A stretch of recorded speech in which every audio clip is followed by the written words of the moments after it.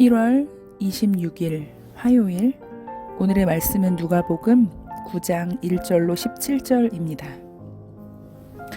여러분 혹시 중동 지역을 가보신 적이 있으신가요? 저는 예전에 몇 가지 경험을 했었는데요.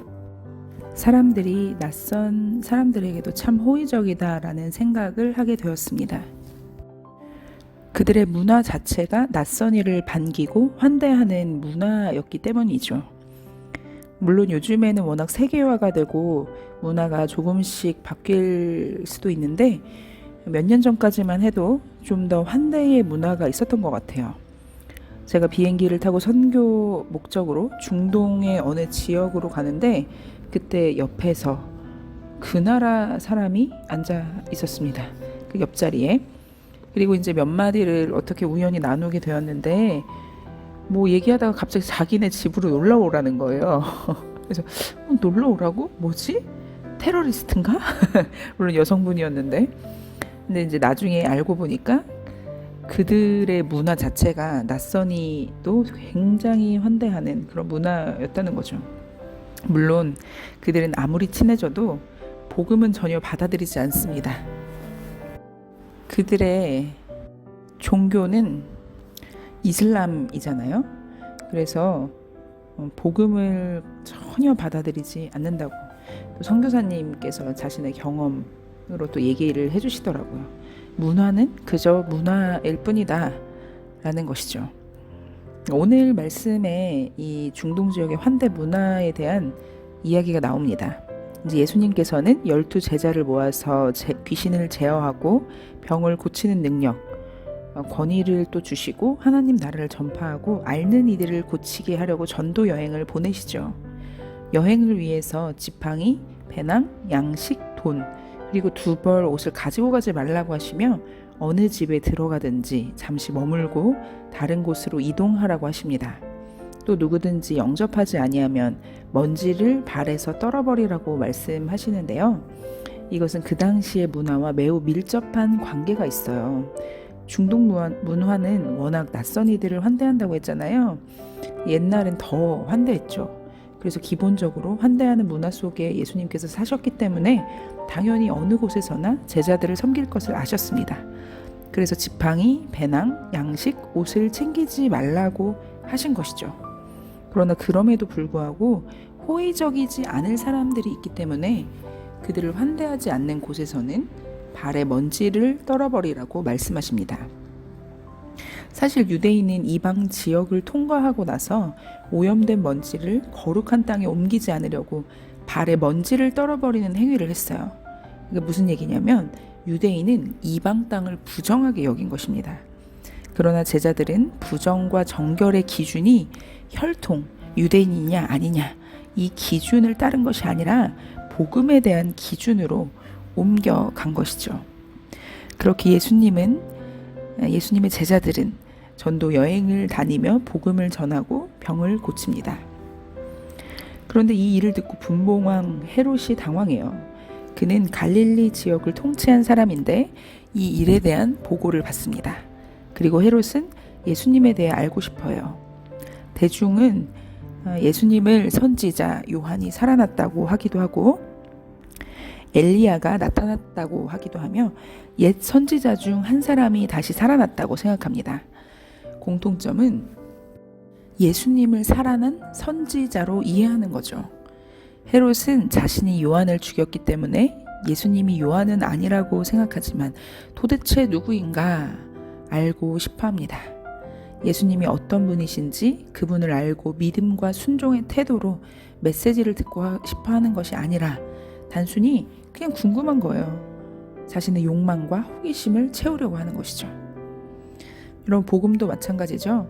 복음에 대한 간절함과 갈망이 있을 때는 이 복음이 나에게 완전히 흡수되고 더 풍성해지는 그런 일이 경험되어지지만 단순히 그 전달자에 대해서 궁금해하고 얘기나 한번 들어볼까? 이런 태도로 듣는다면 전혀 내가 복음에 반응하지 않는 것을 보게 됩니다. 물론 하나님의 은혜로 복음이 들려졌을 때 변화되는 사람도 있지만요. 자, 본문으로 돌아가서 이제 제자들이 돌아와 자신이 행한 이 모든 것을 예수님께 아뢰입니다.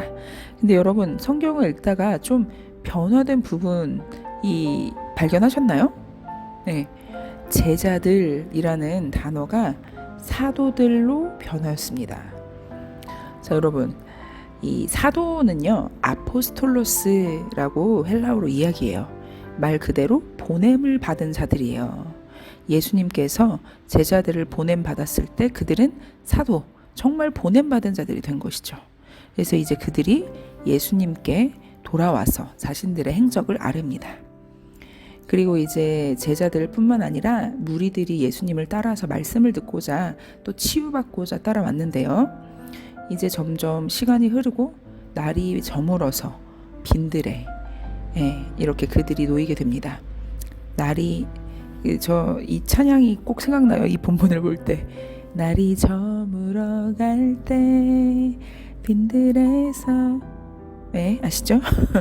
근데 이제 정말 이 가사의 마지막 내용처럼 주가 일하시네, 주가 일하시네.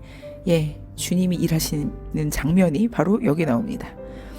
이제 그들이 날이 저물게 되어서 배고픔을 느끼게 되죠. 그런데 이때 그들에게 필요한 것은 음식이잖아요. 예수님께서 떡 5개와 물고기 2마리를 가지고 하늘에 축사하십니다. 그리고 떼어서 제자들에게 주시고 무리에게 나눠주시니 그들이 모두 먹고 남게 되죠. 얼마 정도? 12바구니의 남은 조각이 가득 차요. 예수님은 목자 없는 양 같은 그들을 불쌍히 여겨 먹고도 남을 풍성한 양식을 주신 것입니다. 믿음이 넘친 곳에 양식과 안식이 넘친 것이죠. 광야에, 예전에 이스라엘이 그 광야에서 맛보았던 만나와 메추라기, 이 광야의 하나님 나라를 이 신약 시대에 예수님과 함께 했던 이 사람들이 경험하게 된 것입니다. 오늘 우리는 예수 생명과 함께 있습니다. 나는 죽고 주님이 사시는 이 하나님 나라인 나, 그리고 우리는 더욱더 풍성한 하나님을 경험할 수 있겠지요. 오늘도 살아계신 하나님을 누리는 우리 모두가 되길 주님의 이름으로 축복합니다. 함께 기도할게요. 하나님께서는 우리와 함께 계십니다. 우리 주님께서 계신 곳은 언제나 아름답고 풍성하며 모두가 다 행복을 느끼는 하나님 나라입니다. 주님, 오늘 저와 우리 가운데에도 함께하여 주셔서 주님을 풍성하게 누릴 수 있는 하나님 나라가 될 수 있게 인도하여 주십시오. 없다고 불평하고 모자라다고 불만하는 것이 아니라 주님만으로 충만한 오늘 하루가 될 수 있도록 주님 인도하여 주시옵소서. 오늘도 함께 하실 주님을 기대합니다. 주님, 일하여 주시옵소서. 감사하며 예수님의 이름으로 기도드립니다. 아멘. 여러분, 오늘도 주님을 충만하게 누리시길 기대합니다. 오늘도 평안하세요. 샬롬.